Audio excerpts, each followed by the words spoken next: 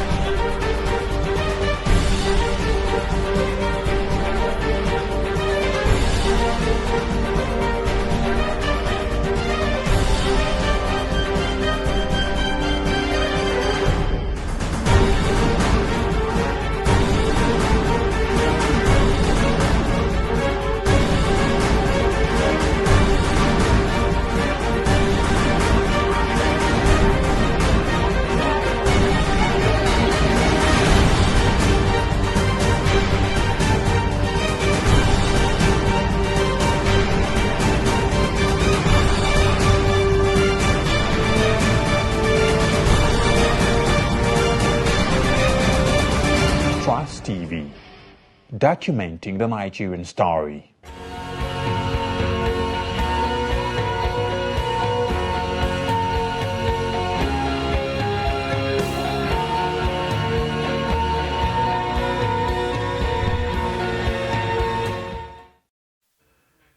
All right, thank you for staying. You're watching Daybreak,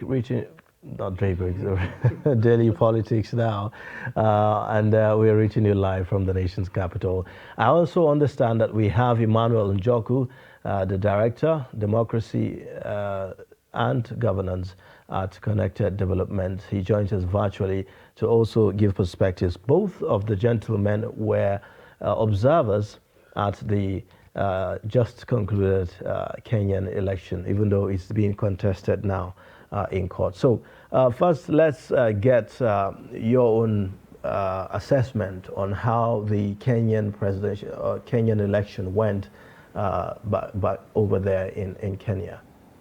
Well, thank you very much again for the opportunity. Kenya election had happened, yes, but then reflecting back on what went well and what didn't go well in the election, I think for me there are a lot, especially if you go back to the pre-election phase. I was in Kenya about 18 days before the election and also stayed back to see some of the post-election related activities. In the build-up to the election, they were concerned about the engagement of young people, especially in the process. This was the election that was projected to have close to 30 million registered voters to participate. But then at the end, the 5 years window that the commission had, with the voter registration that happened, Commission was only able to register a little above 2 million, about 2.5 thereabout registered voters. They had projected to register 6 million voters for the election. One of the reasons we had was that there was paucity of resources. Commission didn't have funds to execute that. Beyond that also is the fact that the young people especially feels that those that were aspiring or those that eventually emerged candidates did not necessarily connect to the kind of aspirations that the young people have. This was also the election that we had. The commission disqualified several contestants, several people that wanted to contest in the election on the account that, of course, they didn't satisfy some of the requirements of the commission. Beyond that also is also the participation of the group you call the SIGs, the Special Interest Group, that is women, youth, and persons with disabilities. There were concerns because of the lack of the voter education, intensive, effective voter education by the commission, which by extension also even some of the civil society or stakeholders that engage in the process, that it somehow technically affected their participation. In the last election that happened in Kenya in 2017, 79% participated in the process. This election, only 65% participated in the election. So it tells us a lot about citizen participation. When you expect the numbers to go up, the numbers came down. Beyond that also is concerns around other election-related issues. One is the register of voters. Until the election, there was no certified register of voters out for public scrutiny. Now in Kenya, the register of voters is also often subjected to audit by the KPMG.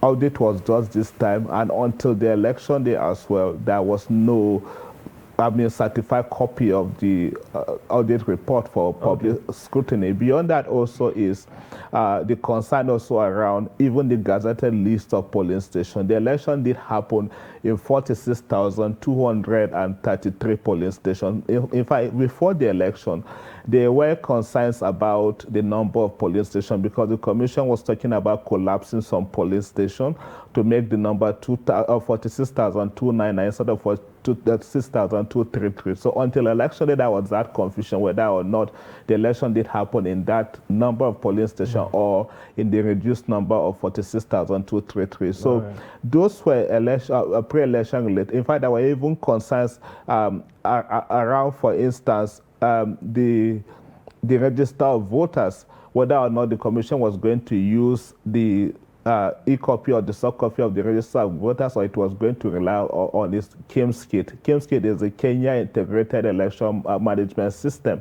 which is like the beavers that we have in our case in Nigeria. So election day did happen. Communication was not also properly managed by the commission. Come election day, we didn't see... Okay, so let's go to, let's go to Emmanuel there. So Emmanuel, good enough that in our own case, INEC has already published names of registered voters as at now. So what will that do to, ensure that we had a hit-free process in 2023, and whether or not people are even, really aware or taking this seriously?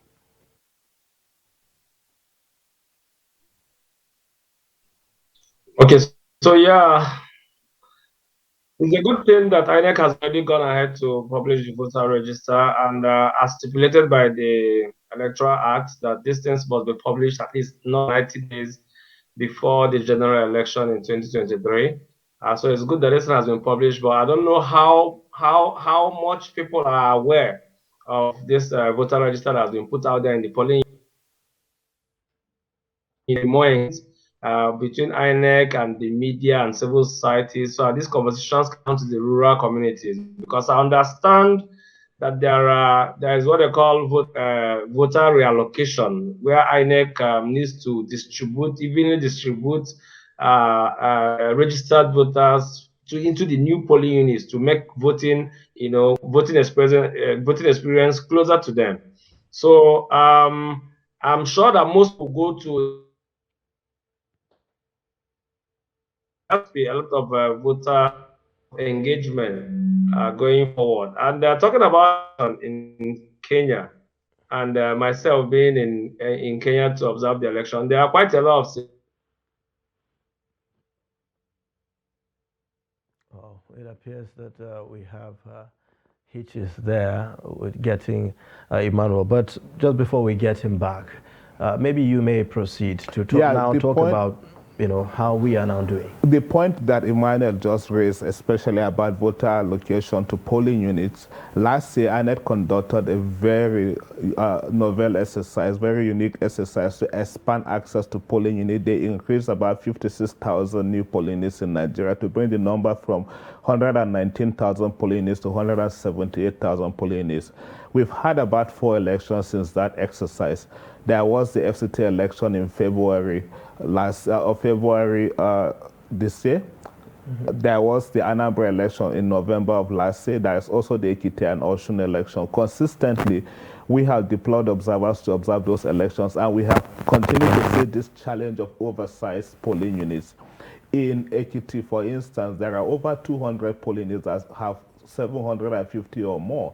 Before now, INEC had locations. I mean, the idea was not to have more than 750. Where you have up to 750, they split into voting points. Now, they had collapsed these voting points to be standalone polling units, with the idea that while they also have this independent of being alone, it could help to hasten the process. But these challenges are still there. In Ekiti and Osun, there are 1 polling units each in those two states that are up to 3,000 polling units, 3,000 registered voters. In Osun, for instance, there are about 11 polling units that have 2,000 or more registered voters. There are over 187 polling units in Osun that have more than 750 registered voters. So the challenge still remains, especially on election day, administration and management of voters. That is in the event, especially now that we're having an upsurge in voter interest, in participation in the process. If you have turnout in the election, the management of voters might pose a problem for INEC. Beyond that also was a problem we saw in the FCT and Anambra election, where you go to some location that you discover that names of these voters are not properly coded on the beavers. It was a challenge in Anambra. There was a location in Anambra that had up to 800 voters on the register, but only 300 were on the beavers. That concern was raised with INEC. We went into the last 2 elections in Ekiti. There were still challenges. There are still a few some polling units that still have that problem of not finding names of registered voters on the beavers. A challenge, a concern that INEC need to address. So how is the publishing of these names of registered voters going to help with addressing this issue? This is a statutory function that INEC is supposed to do at the end of every registration exercise. There's supposed to be a public display of the temporary, not the final, temporary register of voters for public scrutiny. That is what INEC had done. What I expect, this is just names of people registered. Don't forget that registration are done in INEC offices. So most times, the way these names will appear on the form could likely be names by registration areas. That is ward in our own case. The challenge is that oftentimes voters will go on election day and realize that they have been moved to another polling unit. Exactly. So are we likely to see a scenario, because some may not even care to go and check, because some feel that, oh, I've registered already, so no need to go back and check. That is why communication is important. INEC improving on its communication. And for me, it is not rocket science. For instance, partner with telecommunication companies. We have 2 ways to do this. One is paste the names of the list of this polling station by wards in every ward, and ask people to approach INEC office if they want to move their polling station. You can come see the polling station, see which is closest to where you are domiciled, and then ask to be moved to the location. A simple process. INEC can also partner with telecommunication companies, send text blasts to voters, tell them about this, give them simple instruction about how they can engage this exercise. If they want to move their location, they could go online or perhaps send a text message to a certain number to confirm this is what they want to do, and then from that we get that process on. It is still a problem. We have people that will tell you, for instance, that they will go online I may not even find that record. Or some could find that record online, but they will go to the polling station, for instance, and I told no, you are not supposed to be in this place. That problem still persists. We saw that in Ekiti and Osun. And so within the time, at least between now and the elections, we have time to fix some of these issues, isn't it? That's the whole idea, that INEC had a lot of time. Beyond that also, now it is good that we're introducing technologies in our election. It is helping to build both voter confidence in the process, helping to build the integrity of the process. But one thing I think that will need to happen is that before these things are deployed on a large scale, we are talking about 2023, deploying this in 176,000 polling stations. My sense is before we get to that point, can we do a mock exercise? Isn't it what the off-cycle elections was supposed to achieve? But don't forget that the Beavers was first deployed in the Isoko South Delta, Isoko South State Constituency by-election on September 11, 2021. And after that, INEC deployed full for FCT, full for Anambra, full for Ekiti and Osun. My sense is, although before the Ekiti and Osun election, INEC conducted a stress test of the Beavers in about 12 locations in both states. Okay. Ekiti has 2,445 polling stations. You are doing mock in 12 locations. Osun has 3,763 polling stations, and they did mock exercise in only 12 locations. Come on, if we are serious about this, for a national election, pick at least one state in each of the geopolitical zones and deploy a full election day mock exercise to get as many people to come out to see how we can test run this system to see whether they're effective before the deployment on election day. Our INEC chairman and other top officials were in Kenya as well to observe the elections there. What's your assessment of their own electronic system of voting, and if there are a thing or two that we could pick from? Let us get things clear. Deployment of technologies in election, not electronic system of voting. Voting in Kenya was also manual, though biometrics and all were checked using their own system. They have what is called the KIMSI kit, Kenya Integrated Election Management System, which is like the bimodal voter accreditation system that we have, the Beavers we have here. It also does the same function. For them, what they even did in Kenya was to try to eliminate the voters registered. What I thought actually for me was a bad idea, because I thought there should be a level of check for both manual and the electronic. But then the process is used for voter biometric verification and also for transmission of results.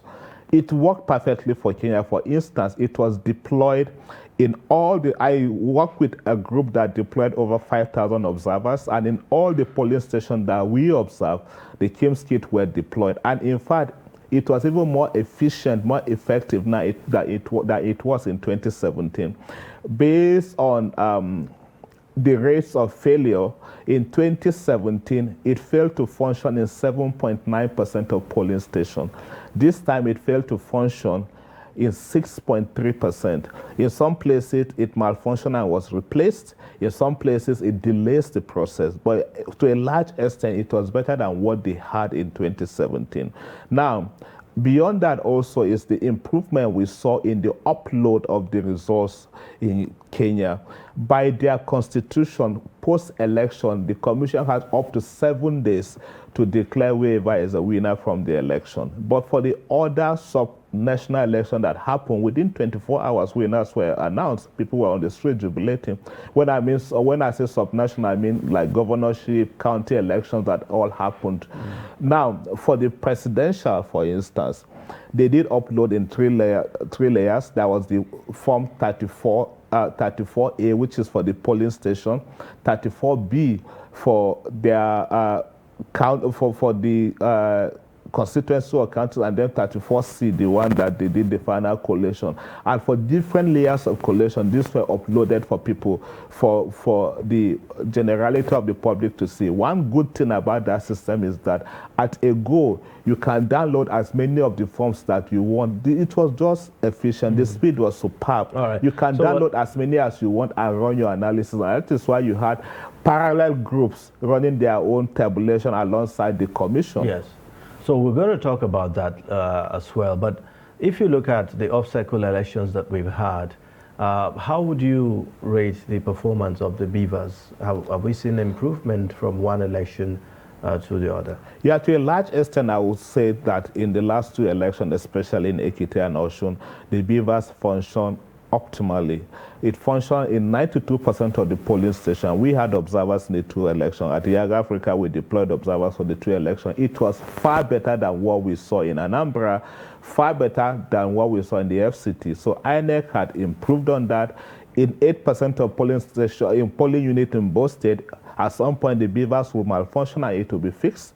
At some point it will malfunction and will be replaced. In fact, there were places, 23% of polling stations in Osun had up to 2 beavers.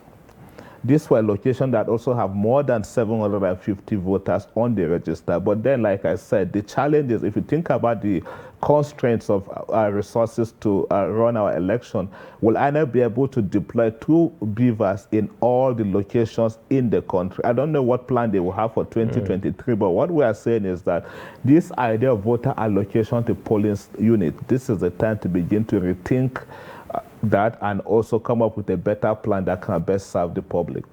All right, so let's go to Emmanuel Njokwe. I understand that we now have him back to join the discussion. Emmanuel, if you are there, you may continue on your point earlier, talking about decongesting some of the polling units that we have in Nigeria, and to ensure that people are not disenfranchised, and then we do not see delays and frustration in the voting process.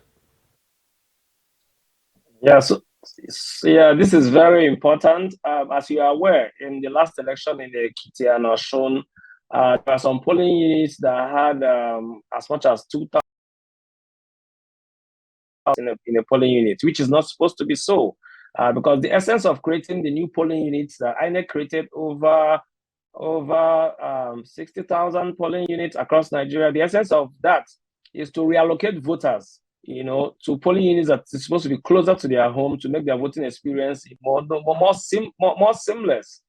So now that INEC has put out the voter register out there, it is now for people to go there, also confirm that their details are correct, because this is what is stipulated by the Electoral Act, and also confirm the new polling unit where they're supposed to vote. We saw a situation in FCT council polls in Abuja here in February, where a lot of people in the new polling units didn't turn up to vote because they were now aware that they've been reallocated to new polling units. They still went back to the same old polling units where they were initially allocated to vote. In a poll resettlement, where we also observed part of the election, we saw a lot of new polling units with little or no persons there to vote. And in some polling units, you see numbers as low as 14, 20, 25, with a whole beavers and 4 security personnel. It's not in the best use of our resources. So going into this election, we're expecting the INEC could have evenly redistributed voters to polling units, so as each polling unit shouldn't have more than 700 persons in a polling unit. So when beavers is deployed to a polling unit, it will work efficiently and be able to, be done with the election in good time. Let's talk about the results viewing portal. I understand that in Kenya, they also had a similar arrangement, but at some point that became almost like a problem for the commission. In fact, they had to now ask media houses to slow down with the issues so that not to cause confusion and the rest of them. Do you think that there are lessons for us there ahead of our own election? Yeah, so what happened in Kenya is that before the election, the IEBC had an agreement with the Media Council, more like a coalition of all the media houses, to have access to the RTS, as Result Transmission System, which is more like the IREV that we have in Nigeria.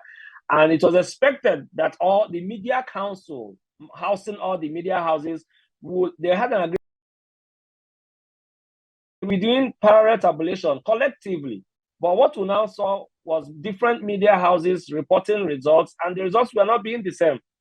Clearly, probably because where these media houses is coming from in picking their results may not be the same pace that this other person is using. So they were reporting different results, and this was causing tension. This was causing a bit of chaos. So the IEBC had to advise that they stop.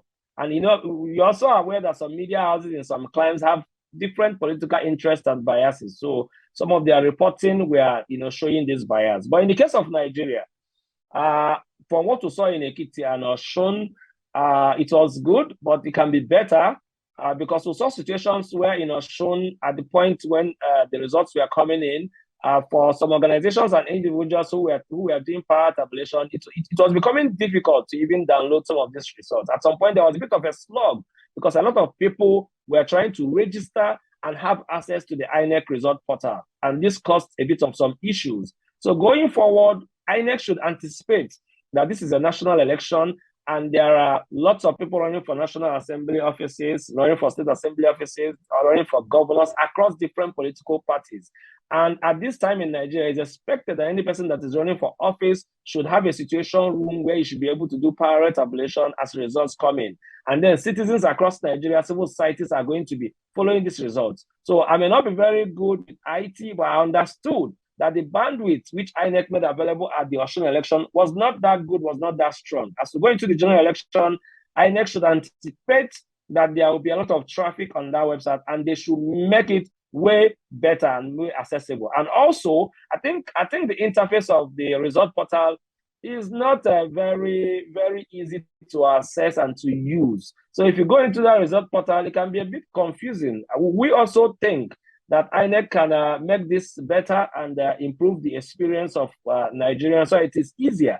And in Kenya, there are ETS which I had access to, can give you results.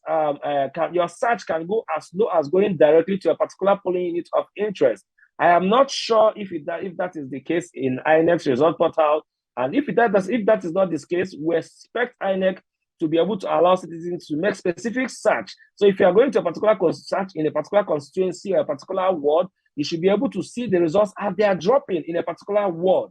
So if a particular ward has, let's say, 12,000 polling units, you should be able to go to ward, Trust TV ward, and see that out of the 12,000 polling units, that this number of results have dropped and people will be able to access it. And one last thing is this. I do not think, and I do not know if it will be right for INEC to allow the result portal to be open for people to register. So, for you to have access to the result portal, you have to make a registration of some port and have a login ID for you to be able to view this. Now, when the election is going on and a lot of Nigerians are keen in trying to log in at the same time, I also feel it caused a bit of traffic and caused the slog in the system in the Australian election.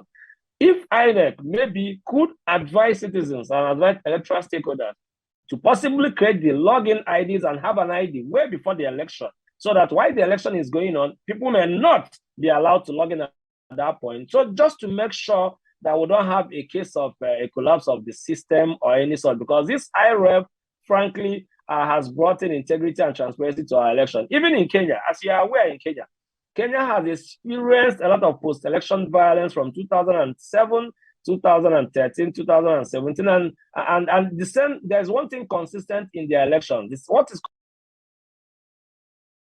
every point in time where he lost the election, he rejects the outcome of the polls, and this has put them into a lot of violence.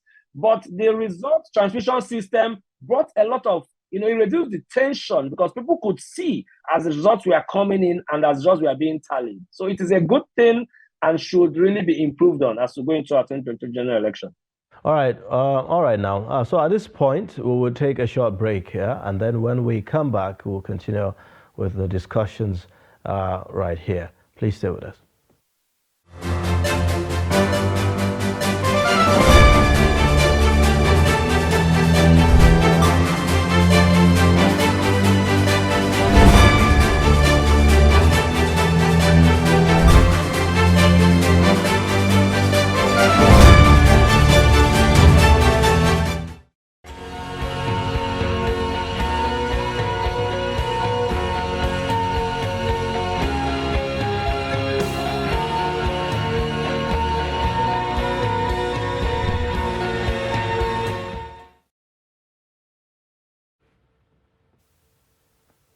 All right, thank you for staying. And if you are just joining, you are watching the Daily Politics, reaching you here from the nation's capital in Abuja. I have in the studio Paul James.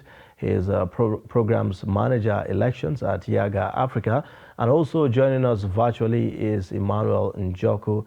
He is a director from Code, joining us to give perspectives, also lessons from the Kenyan general elections. So earlier on, you mentioned how that certain things were not done until when it was almost time for the election in Kenya.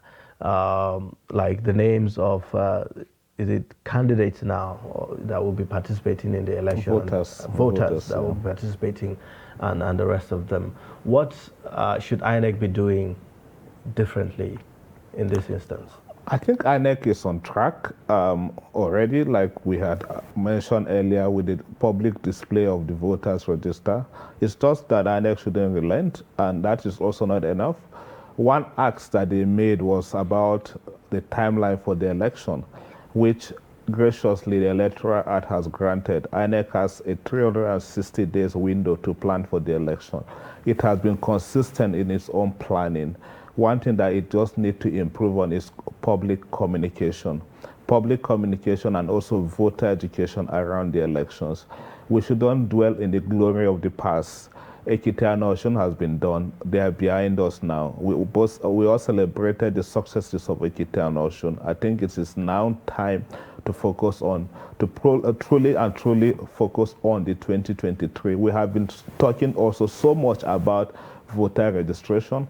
Voter registration is done. Can we start talking about voter education now? So I think that is what INEC needs to begin to do. Now, the next stage after this is the cleanup of the voters register.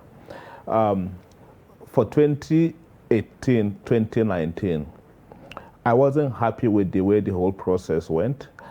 Like, I felt everything was rushed. If you recall, after that exercise, INEC said they had registered 84 million Nigerians. 72 million picked up their PVCs. We went to that election, and at the end of the election, there was a variance between the number of registered voters that INEC had claimed they had registered before the election and the number that they put out as registered voters for the election day. There was a variance of 1.6 million.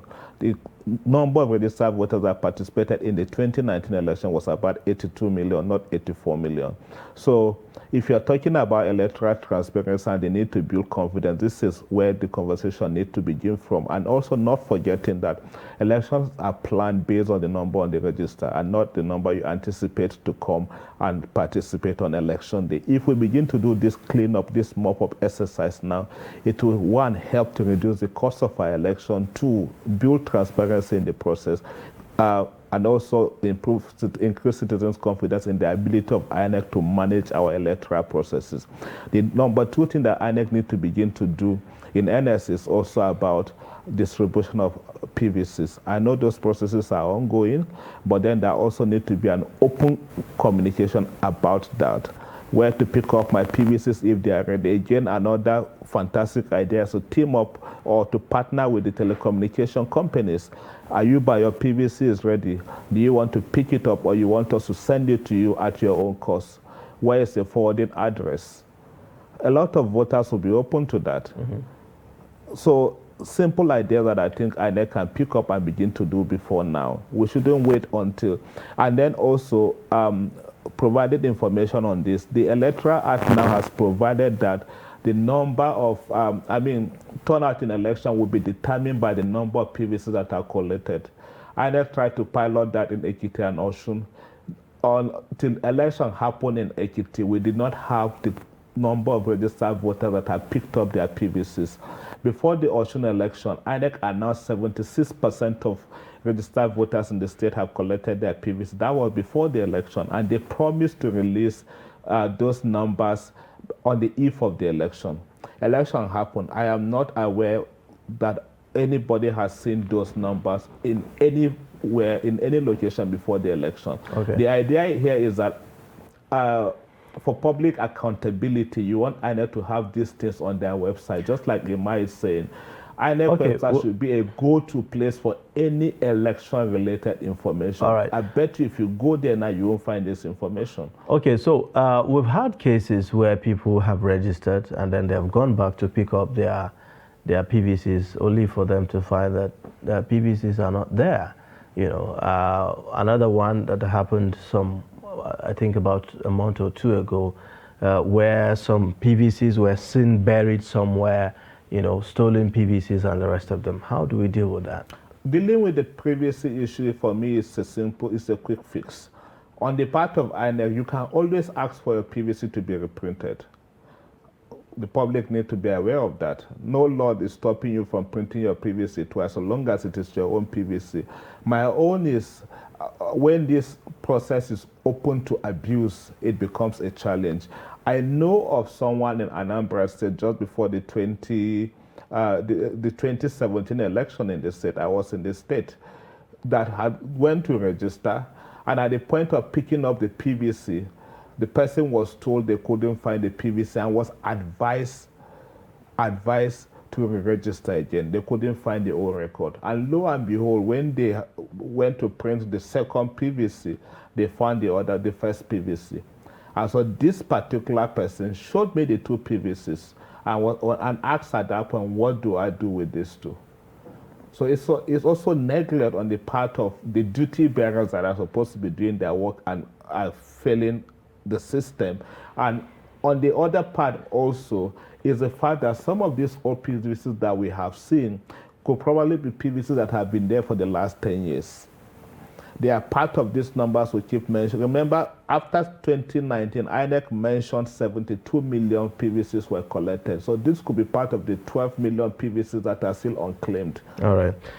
So let's go to Emmanuel Njoku, who is virtual there. We've had situations where we have voting, or should I say polling units in residence, in individual homes, palaces, and the rest of them.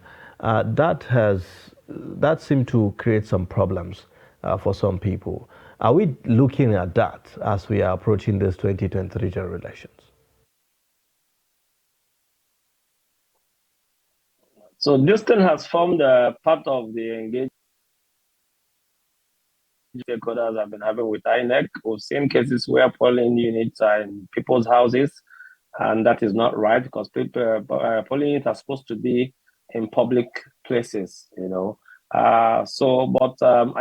Osun election, with the much effort INEC said that they've done, we still saw polling units that were situated in people's houses. So we want to believe that as we head into the 2023 election, that all of this will be addressed by INEC, because I've been in a situation in where I was observing an election in Delta State.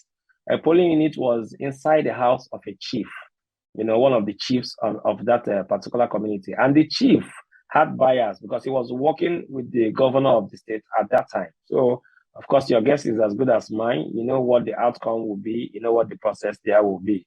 So we're hoping that all of these things will be tackled. But the good thing in our election going forward is that the game has also changed. You asked my friend about the PVCs that have been seen under sewages and all of those. In the past, what politicians have done is to find a way to engage corrupt INEC staff and have access to the PVCs that were not picked. And that way, on election day, they find a way to use those same PVCs to vote by either intimidating or influencing or inducing the poll clerks. That way, any person that comes with the PVC is allowed to vote without checking if that is the person. But that has changed with the introduction of the beavers. It now means that the politicians who have been holding tight to all of these PVCs will not be able to use those PVCs to vote. And they are aware, because the beavers needs biometric accreditation. That means that the owner of that PVC needs to come. If you are John needs to be there himself before he's allowed to vote. But the bad thing that has happened out of this is, and as regards the voter registration that has happened, and the numbers we are saying over close to 10 million new people registered, we have asked and we've done research, and we found out that a lot of the people who just registered to vote in this last voter registration are much of these people who have not been able to find their PVCs in INEC offices, and people who have also lost their PVCs in INEC are not very well informed, or they are not aware that if you're already on the voter register, you do not need to register new, as your name and your details is already in the voter register. So we're anticipating a situation, and we are waiting and watching keenly when INEC will do the AVIs, which is the cleaning up of the voter register, to take out multiple registrations. I mean, I will not be surprised if a lot of the people who registered newly, who cannot find their PVC but feels it's easier or faster for them to just do a new registration, will not be able to see their registration come out because their names are already on the voter register. So what they should have done, like we all advocated, was for them to ask for a reprinting of their lost PVC or PVC that they never collected. But however, a lot of people from research and questions we've asked has shown that a lot of them just decided to go ahead and do a new registration, thinking and believing that it's still business as usual, as I know.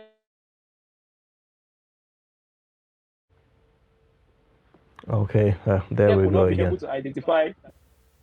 All right, well, it appears that we are losing Emmanuel there. Well, let me come back to Paul here in the studio. Another feature that we've seen in the Kenyan election is that it was very tight. It was keenly contested. The margin between the winner and the opposition is I think about 2% or so. Yeah. And then it's now being challenged in courts. We've seen positions taken by some commissioners of the electoral body there. What does that say about the process? I mean, do you think that there are grounds for some of the things that are now being raised? Well, before we talk about those issues they raised, is also the need to begin to scrutinize the kind of characters we bring into our election commissions. President Buhari had done some appointments, and people are already raising concerns about the neutrality of some of them, because clearly that was what happened in Kenya. Those 4 commissioners that made announcement outside of the collation center. The collation center was Bomas of Kenya. I thought if they want to make a public announcement about concerns they have about the process, that should even have been done there. That could even have stopped the collation while it was ongoing there. They went to the Serena Hotel. Serena Hotel is where I heard housed one of the opposition figures in the election in Kenya. But beyond that also is the fact that the election in Kenya has history.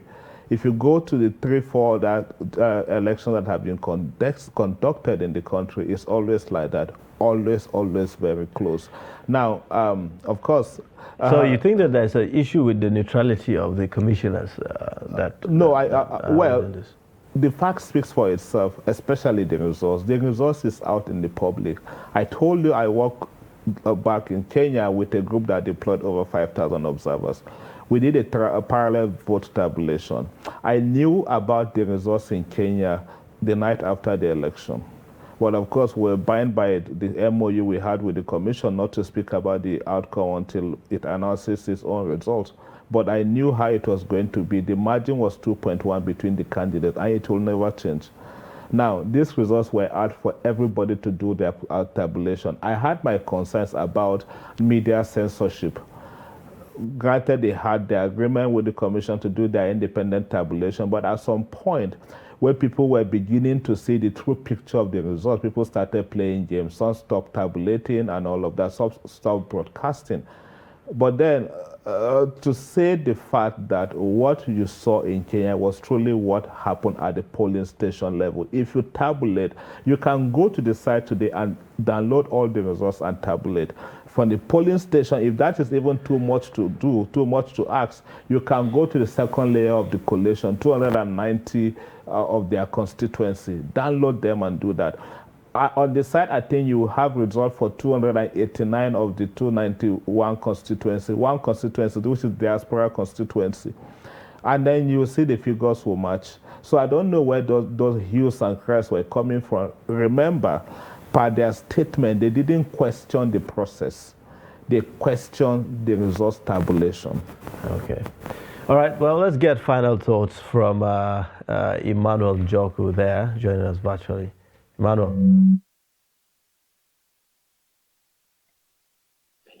Well, Nigerians should be excited, given the similarities of Nigeria process and Kenya's election day process, and by that I mean the deployment of the beavers, which they call the kin kits, and how it worked. And the beavers, frankly, because a lot of Nigerians have concerns if the beavers will work as expected. Yes, the beavers performed very well in Kenya, and we're expecting that to do same here.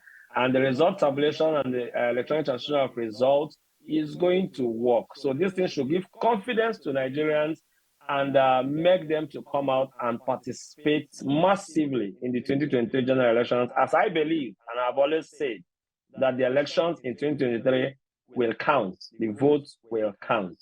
Thank you. All right, thank you so much. Well, Paul James, over to you now. Of course, there's no better way to say it than to say the votes will count. We saw that in the 2 elections with the introduction of the new technology. No more voting by proxy.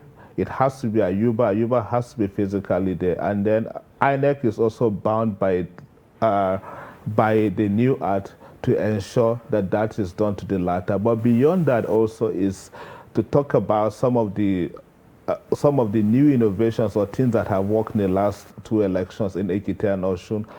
Before the election, INEC conducted a readiness assessment. The top brass from INEC had deployed to the 2 states, met with the stakeholders, especially with the National Union of Road Transport Workers in the state. And then we have seen also that in past elections, the challenge associated with election logistics has always been about transporting materials and personnel. Both election, past mark, both election checked in Ekiti and also not forgetting the role of traditional institutions. In Ekiti, the Ewi of Ekiti spoke to the National Union, appealed to the moral conscience of the National Union of Road Transport Workers. Similar also happened in Osun, where the Oni of Ife spoke to the stakeholders, especially the political parties, on the need to maintain the peace, on the need to also ensure that there is a state even after the election. And we have seen the peace that happened on election day and also what the 2 states are enjoying. So the point here is that in both elections, INEC also raised the bar, especially in deployment, early deployment. We don't anticipate that INEC will go below that bar that they have set for themselves. In Kenya, since we're running comparison here, in 2017, election began as early as 6 to 7 in 53% of polling stations. In this election, between 6 and 7, election was underway in 94% of polling stations, which is a big pass mark for Kenya. So I'm hoping that those are the lessons that the INEC bosses that went to Kenya have learned, and then they have come up, marshal out the plans that will ensure we have a hitch-free and successful deployment in 2023. All right. All right, then. So thank you so much, gentlemen, for joining us on Daily Politics. This is where we end the discussion because of our time. We really appreciate you joining. Thank you very much. All right. So my guests have been Emmanuel Njoku. He's the director from Code, joining us virtually, and also Paul James. He is programs manager elections of Yaga Africa. We've come to the end of Daily Politics for today. You can watch more via all our social media platforms and also watch us live on YouTube. My name is Ayuba Ilya. Thank you so much for watching. Bye for now.